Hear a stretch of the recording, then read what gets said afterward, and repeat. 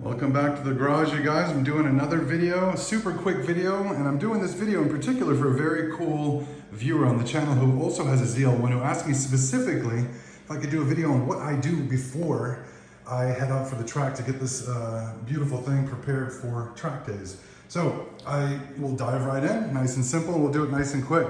The first thing I do is I order a new set of tires, new set of R comps. I always go with the Goodyear Eagle 3Rs, you guys. I don't screw around with the car.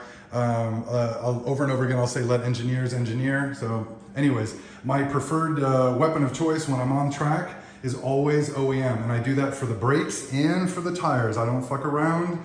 No reason to mess around at all. So we have a brand new set of Goodyear Supercar, or Goodyear Eagle F1 Supercar 3Rs, all right? We're gonna get rid of these trashy PS4S from Michelin's. And now the second thing we're gonna do, other than get the tires, we get them heat cycled as well. That's gonna help with the just the durability of the tire and even wear. The alignment and the oil is the second thing that needs to be done. So whenever I get a new set of tires, and I usually have them mounted up at the dealership with the oil and the alignment. Now, in terms of the oil, we'll get into that. Usually Chevrolet recommends for the street on all the Camaros is a 0 weight 40. Great oil, easy to get. Lots of companies that make it. As long as that's a Dexos 2 formula, you're in the green. What I do is because it's a 1LE, and I did have another ZL1, the non-1LE. The non-1LEs, you do not have to switch the oil before a track day. So that is one of the negative things about the ZL1 1LE compared to the standard ZL1. ZL1, you can use a 0 weight 40 with the 1LE because of the very sticky tires and the higher G's and cornering loads.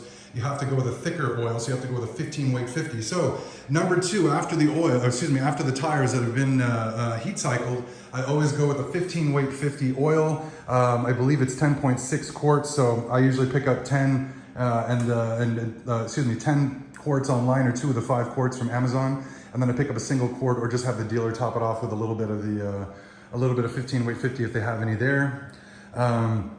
The final thing that I do, other than just the also performance and just safety checks on the car, is the alignment.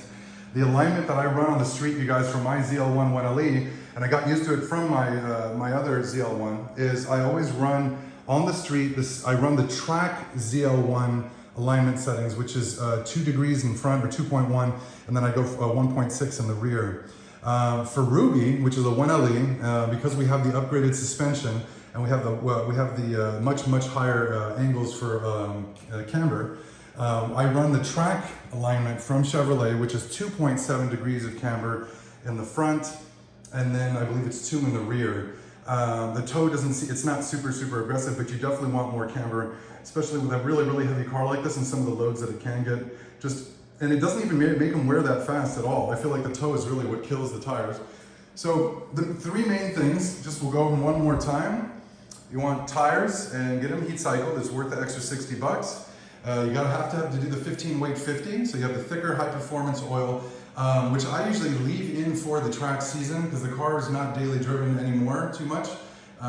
So I just leave the thick stuff in it. Plus I'm in Arizona, you guys. It's every single day here's 105 to 115. So I think it's pretty appropriate, you know what I mean? It's not too big of a deal, even if I do have to deal it, which I don't. As much, I should say, anymore. So again, tires, you got to do the oil, 15 weight 50. Go with the track alignment. Trust me when I say this, you guys, follow GM's recommendations on the performance specs for this car. Or excuse me, I should say the track specs for this car. When they say 15 weight 50, do it. When they say 2.7 degrees of camber, do it. And it's even plus or minus, so just go crazy. It'll seem a little nuts initially, but I'm telling you, the car is so neutral when you dial in these alignment specs that they put in the actual guide for the car. So it makes sense. Just follow the instructions. 15 weight 50. Get yourself a good set of R comps. And then you want to do that nice, crazy track alignment, and this thing will hook like you cannot believe. Anyways, you guys, I hope that helps, especially the gentleman who asked for the video. I hope that clarifies things. Follow the instructions in the guide. It works really well. Make your investment in tires. If you go cheap on the tires or you try and stretch, you're going to have a shitty track day, and it's not worth it. It's not worth it. It's going to ruin your lap times. You can even have an off, so it could be dangerous. You guys take care. I'll catch you on the next one.